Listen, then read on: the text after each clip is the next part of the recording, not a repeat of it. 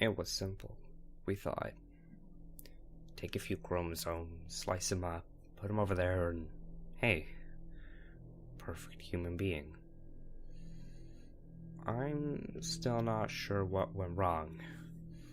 Maybe a miscalculation, a misprocedure, or maybe something beyond our control. Who knows? We, a few of my psychologist colleagues and I, were intrigued by human emotion. Anger, despair, euphoria. Was it possible to lock the mind into one emotion? To lock it into a euphoric state so that no sadness or anger would cloud its thought? Theoretically, yes. I won't describe the procedures of our experiments to you, both because I wouldn't want you to repeat them, but I also fear I'll go mad if I have to recount them. The terrible things we did. We were ambitious, youthful, nothing could stop us, and no one could tell us we were wrong. All I will tell is that we got a hold of a few stem cells, nurtured them into fetuses, and tampered ever so slightly with the genetics. The experiment was called the Angel Man Project, and the goal was to create a being which felt only happiness. But something went wrong. Terribly wrong.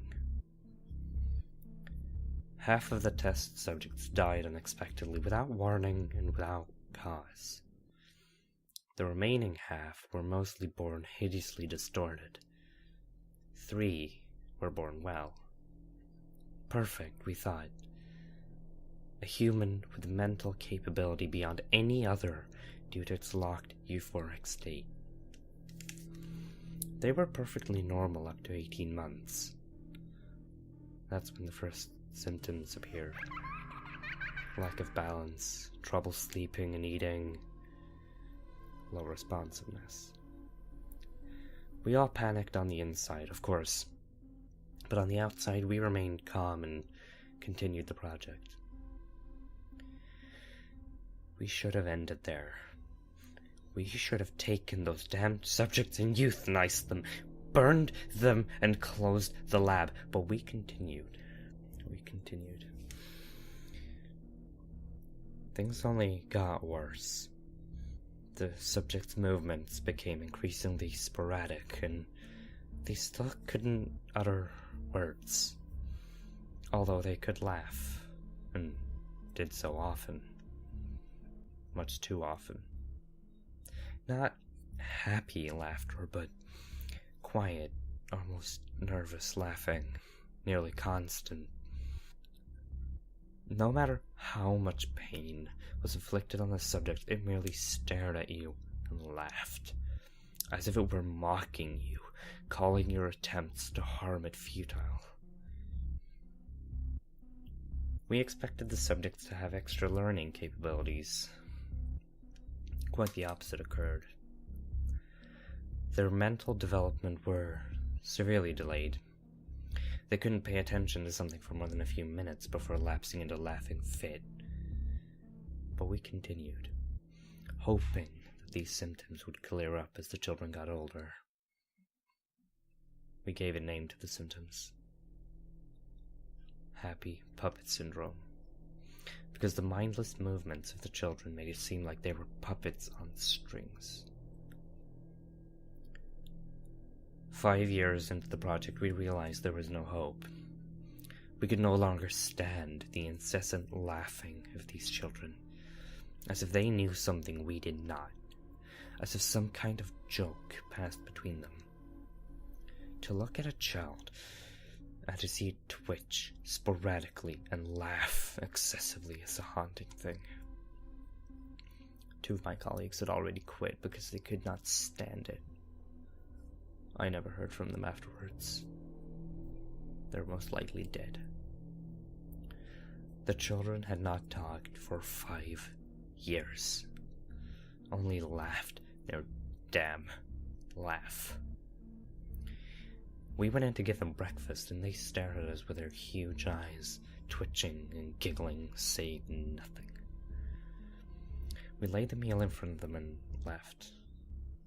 The meal was laced with toxins that would silently and painlessly kill the subjects. It was a painful thing to do, but it had to be done. However, it would not be that easy. As a friend of mine set a tray of food down in front of one of the boys, the laughing stopped. The boy looked up at my friend, his eyes suddenly dark, dead, serious. The laughing gone. They continued to stare at him and twitch for a while. My friend was in shock and would not move. My colleagues and I stood with pen and paper, ready to take notes. Suddenly, my friend felt his knees, grasping his head and yelling furiously. He appeared to be in tremendous pain. My colleagues and I were so surprised by this we couldn't do anything but sit and watch. Our friend collapsed to the floor, yelling curses. He jerked violently a few times, and then went limp. I held back the urge to throw up, more successfully than a few of my colleagues. Something about this was not normal. A dark presence seemed to tower over us. We immediately sealed the entrance. The boy stopped, looked at the door, and laughed. He fell to the floor, twitching and rolling about, laughing insanely. The two others did the same.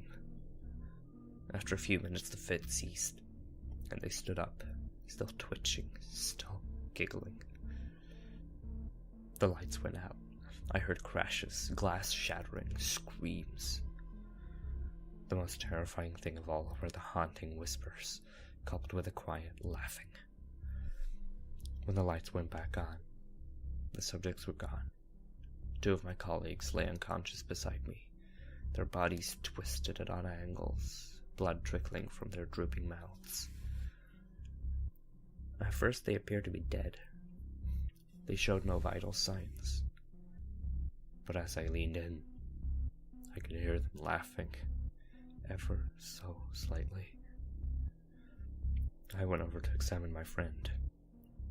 No pulse, no breathing, but he continued to laugh quietly. Although the subject had gone, I still felt as if something were watching me. Something that was just at the edge of my vision that I would never be able to see. Me and one remaining colleague closed everything down immediately. Before leaving, we destroyed our research and locked the barricaded lab. I lost communication with my colleagues. I presume they're dead. I still feel like I'm watched. I still hear the laughing, the whispering, in my dreams and sometimes when I'm awake. When I do, I run. I get up and leave wherever I am. I'm not able to stay in the same place for more than a few days because of this. It spread. Other children were seen with similar symptoms. I have no idea how it spread. It shouldn't be something that spreads. Somebody, somewhere, made something up about disjunction of the 15th chromosome.